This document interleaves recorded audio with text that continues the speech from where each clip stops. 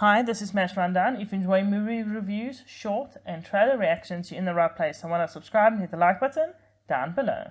Today we're going to be discussing the documentary High Maintenance.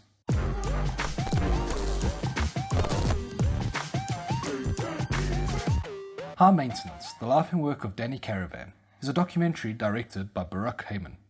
Dani Karavan has created nearly 100 environmental sculptures and art pieces all across the world. The documentary explores Karavan's advancing age, deteriorating artwork, and the political climate in Israel. I enjoyed this documentary because it really looks into the mind of Dani Karavan and how he thinks and views his artwork, because it's not merely a painting that he lets go of, it's something that he goes and visits and makes sure is maintained, and he wants people to actually physically be there and enjoy it. And you see how upset he gets when they have the wrong flowers in it, or it's the water's not running, or they've not looked after certain elements properly. It's something I wouldn't have watched originally. Like, I've never heard of Dani Karavan before this, and I wouldn't have picked up a documentary and gone, oh, High Maintenance, yeah, let's watch that. But I thoroughly enjoyed it, and it was very enlightening. Yeah, I also enjoyed it. And like you say, I would never have watched this under normal circumstances. But I'm glad that we did end up watching it, because it made me think a lot more about, I suppose, environmental artwork and architecture, and how much thought actually goes into those things, because sometimes you don't appreciate that. No. A lot of times you see these sculptures out there and it's just a random sculpture. And I think a lot of them are just random sculptures and random things people have bought more than anything else. Like the government has bought and just chucked there. I don't think they're random. Some of them feel very random. But after watching this, I might take a second viewing of the things I see randomly around, and yeah, maybe they're not just bought at a shop and thrown up. Maybe they are actually there for a reason. And I think he's also different to some of the sculptures you're talking about, because they're a lot bigger, and if they're done correctly, you can actually see some meaning within it. Yeah. It was nice to hear the meaning of the different artworks, the different sculptures from the man himself. Because he did go through it and why he designed stuff a certain way, why he designed the square a certain way, why he didn't want shade in that one square. And this, looking at the art and analyzing the art's one thing, but hearing it from the artist. And it was awesome to see that he was going to visit his art pieces, and he was talking to people randomly about his art pieces as well. So it stopped people, like, talk to him how it was supposed to be. And I think such a passionate individual, and it's so cool. I think it was a very good idea to go around with him in his last days. Well, the last, 2-3 years they filmed this. And actually get him to speak about the art pieces, visit them again, and allow people to truly appreciate them the way that he wanted them to appreciate it. I think it was also interesting when you say, like, he was really into it and really passionate, because at one stage he talks to his daughter and he tells his daughter he loves his artwork more than her. Yes. So, like, it was really his passion. Yes.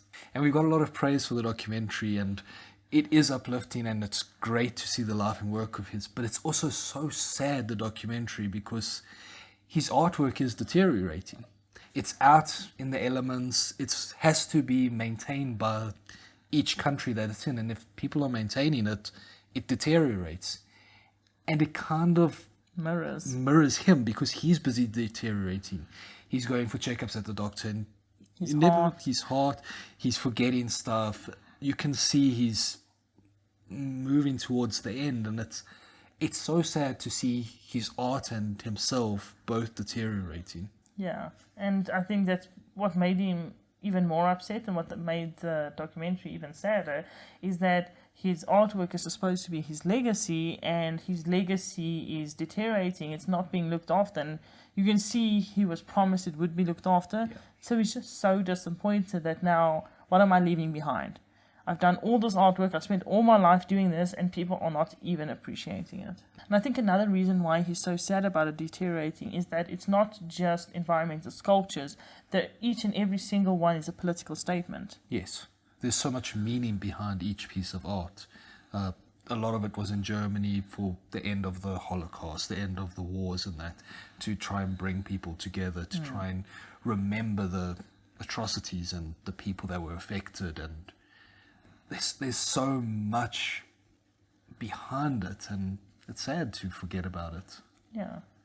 And I think a lot of his artwork centers around bringing people together, because he always signs his artwork in 2 languages. Yeah. So Arabic and Hebrew, because he wants people to remember that Israel has 2 groups of people in it. Yeah. And I mean, that's a conflict that's even more pronounced at the moment. South Africa's having a lot of issues with that, because Miss South Africa's gone off to Israel to compete, and the government has said, no, actually, we don't support this. We don't want you to compete. Really? Yeah, I didn't big see issues. So it's very salient at the moment, and the political climate is very hot. Yes. That's one way to put it. And so very relevant for us, because it's in the news and stuff a lot lately. I think that a lot of what he talks about is, you can be a political activist in a way that you love.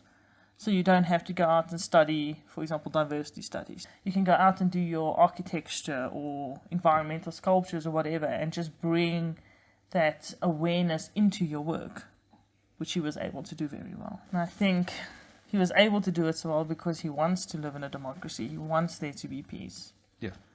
And he wants to bring people together, like we said. And he wants to bring people together by allowing them to reflect and enjoy his artwork. The documentary by Barak Heymann was filmed very well. We follow Dani very, very closely. You can see there's a lot of passion and love in the filmmaking.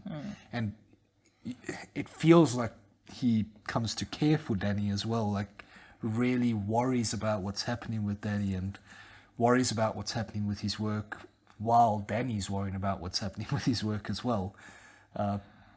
And calling it high maintenance is actually so perfect, because his artwork is high maintenance. It's not artwork you call painting on the wall, you're done. It needs to be maintained. And Dani Karavan looked like somebody that was a bit high maintenance as well.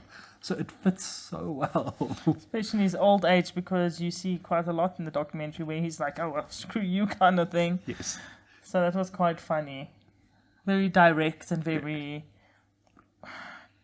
I don't want to say rude, but if you don't know him, it could come across as unpleasant. But because his passion directs what he does quite a lot, you feel the passion, so it doesn't feel as rude. And saying that, I think the biggest compliment we can give to the director is at the end of it, I really did feel like I knew Dani Karavan. I had great insight into who he was as a person, why he did what he did. Got a bit of a feel for the filmmaker as well, so definitely very well done. And I got introduced to his artwork, which I would not necessarily ever have, I think. And if we go to any of the countries he's done art in, definitely going to be on the list of stuff we have to go see. Definitely.